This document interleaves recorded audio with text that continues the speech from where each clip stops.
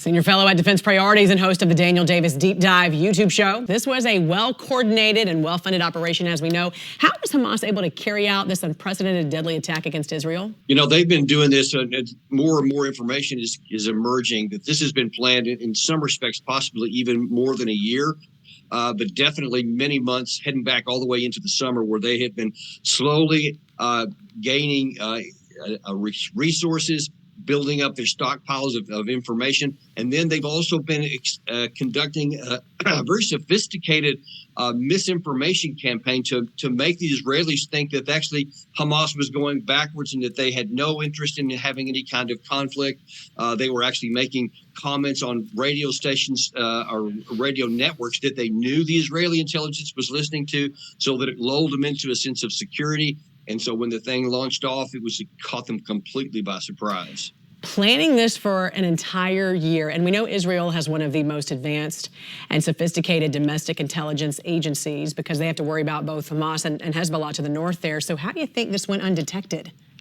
Yeah, actually, it had a former CIA officer on my show just yesterday who has worked with the Israeli intelligence services. And I asked that exact question because that's what's on everybody's mind. Israel has the reputation globally for being one of the best, if not the best, intelligence services on the planet.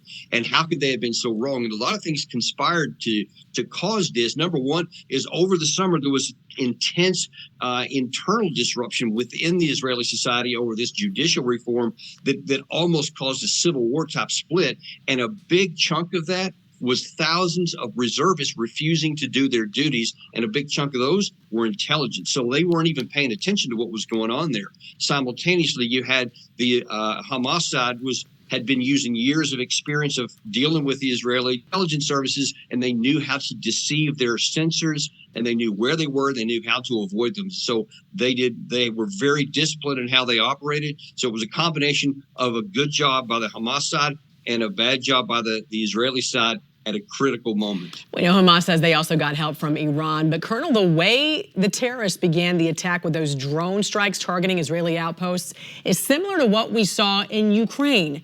How much of Russia's fingerprints do you see on this? You know what? I don't actually see any Russian fingerprints on this at all. In fact, this is just, I think, now the emerging nature of warfare. You're seeing this going all over the world right now, actually. And we saw the first of this emerge in the 2020 war in Azerbaijan. That's actually where Russia got a lot of their ideas. And then Ukraine picked up on a lot of that, and they expanded the capacity.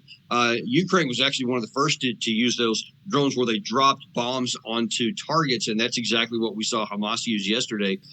So I think that you're going to see a lot more of this. This is the changed nature of war, and it's never going back. It's only going to continue on. U.S. Special Operation Forces have gone to that region. They're going to help with rescue missions of hostages being held captive by Hamas. How difficult will this be, and do you think they're going to be found alive? Jan, I tell you, this is the most anguishing part of this whole huge disaster by itself, is that there's almost no chance right now that Israel or the United States or anyone else is going to be able to mount any kind of rescue operations because the conditions are just really unprecedented. And never in history has there been this kind of situation where you have so many different hostages taken, and they have been spread throughout this 25-mile Gaza Strip. You know, that's home to 2 million people crammed into places where Israel has no intelligence services. And you can't even mount an operation unless you have extremely good intelligence capabilities, ingress routes so that the rescuers can get in without being seen, et cetera.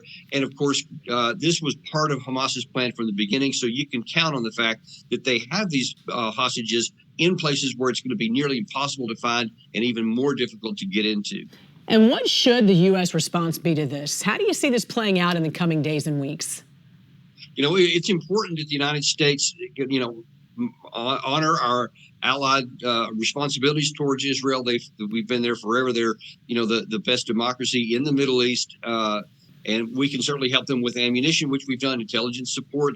But there's no role whatsoever for any American ground troops. They're not needed. I mean, the reason we've been giving Israel $3.8 billion in security assistance all these years is so that they could have a military that can handle its own national security. And I think you're going to see that. They got caught with their pants down. They got a bloody nose on this opening round, but I have confidence that they're going to recover. Do you think we're going to see a shift with what goes to Ukraine, now to Israel. How would we be able to sustain two war efforts? And at what point do we need to worry about our own defenses running out?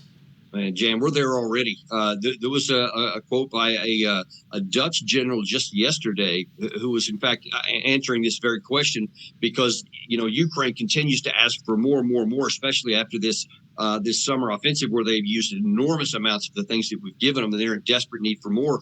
But this general said, hey, we're already viewing the bottom of the barrel on what we have, and we don't have much more to give. And, industry is trying to crank it up, but these things take many months, in fact, in some cases, years to be able to get up to scale. You just can't turn that on overnight. And now then you're adding another, diversion for the U.S. to Israel. And they're asking for many of the same kinds of things with missile interceptors, artillery rounds, ammunition. I mean, those things are a zero-sum game right now, and we don't have any more to give, I don't think, without diminishing our own national security capacity. That's just the reality, and I'm afraid that our Pentagon officials in the White House are going to have to make some tough calls here, because either we're going to continue to dissipate our national security, or we're going to have to cut back on what we give one or both of those others.